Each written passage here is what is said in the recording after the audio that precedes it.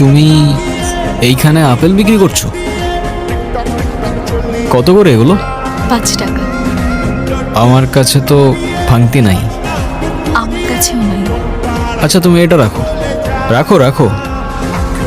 আপনি এমনি নিয়ে যান।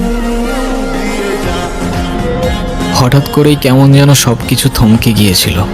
নিঃশ্বাস থেকে শুরু করে পৃথিবীর প্রত্যেকটা শব্দ আমি খুব স্পষ্টভাবে শুনতে পাচ্ছিলাম।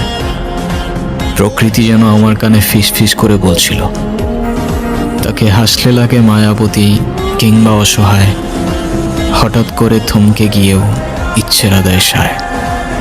অচেনা এই পথের পথিক পথ হারিয়ে যায়, আর মায়ার জালেই মায়া কাটে চোখের ইশারায়।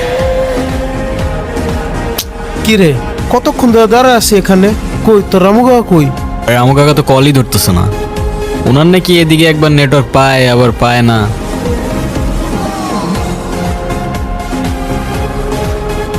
তুমি এইখানে যে? কেন আমি এখানে থাকতে পারি না?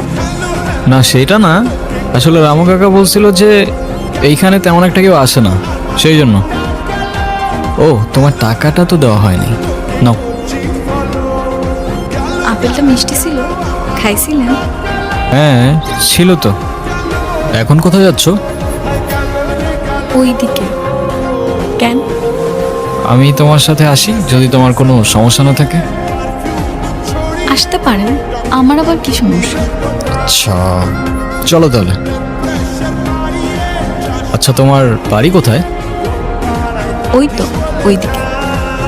যাচ্ছ কোথায় ওইদিকে, বাড়ি কোথায় ওইদিকে, তোমার সব কিছুই কি ওইদিকে? আচ্ছা এদিকে না তেমন কেউ একটা আসে না, তো আপেল বিক্রি করো কার কাছে তুমি? যে কেনার সে ঠিকই আসে।